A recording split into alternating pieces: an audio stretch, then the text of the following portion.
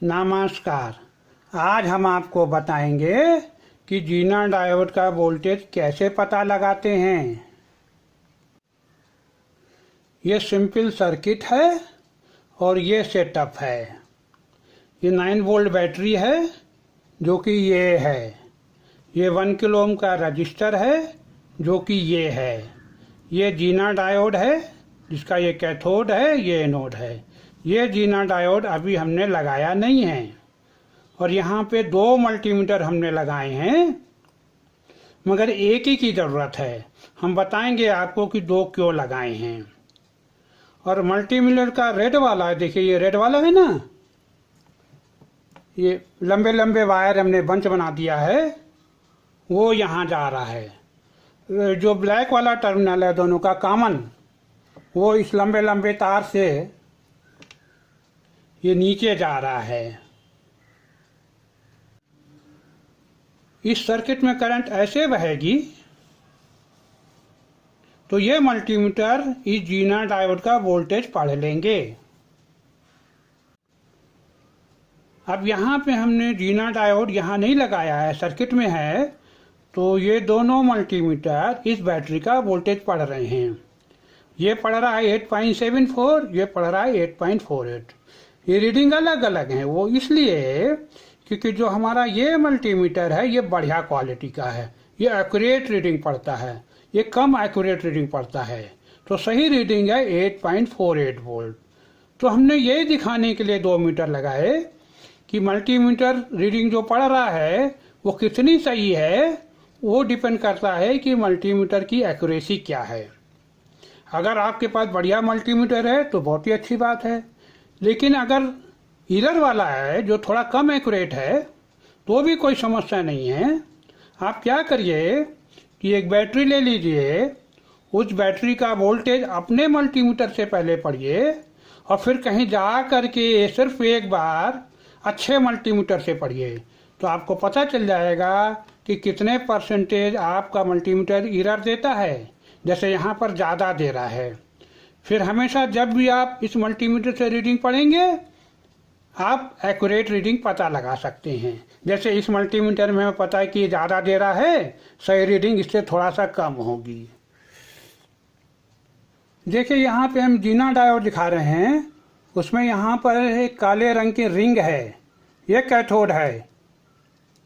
इस connect point को हम यहाँ लगाएंगे। देखिए हमने जीना डायोड लगा दिया। इसका रिंग वाला कैथोड टर्मिनल हमने ऊपर लगाया है जो अभी दिखाया था। तो अब ये मल्टीमीटर इस जीना डायोड का वोल्टेज पढ़ रहे हैं।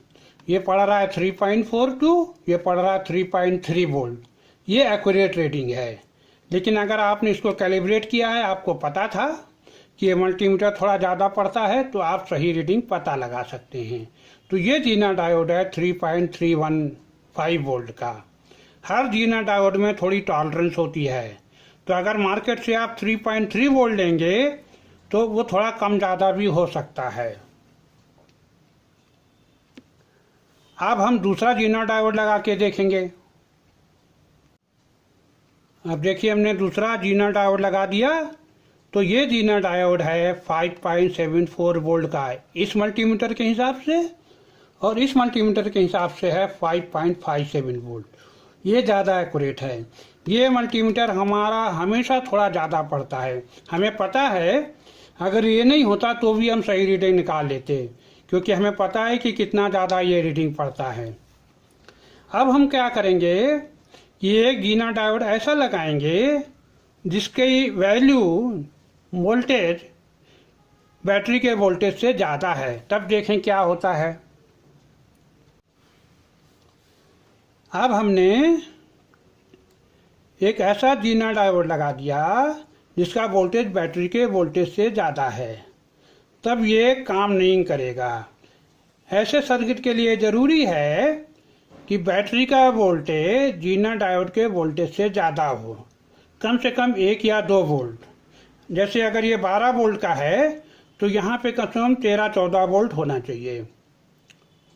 तो अब हम क्या करेंगे, क्योंकि रीडिंग नहीं आ रही, ये खाली बैटरी का वोल्टेज पड़ेगा अभी, इसका नहीं।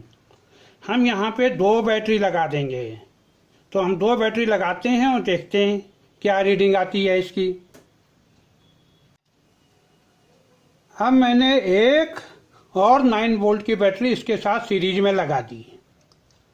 यहाँ पर एक बैटरी और लगा दी है। कैसे, मैं दिखाता हूँ। ऐसे 2 बैटरी हो गई। पहले खाली ये थी ये वाली, अब ये वाली ये है। ये दोनों सीरीज में लगी हैं।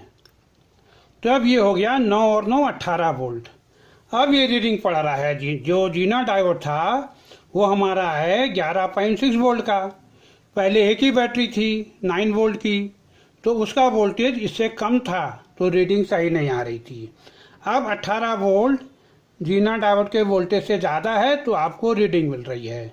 तो ये जीना डायोड है 11.6 वोल्ट का सही रीडिंग।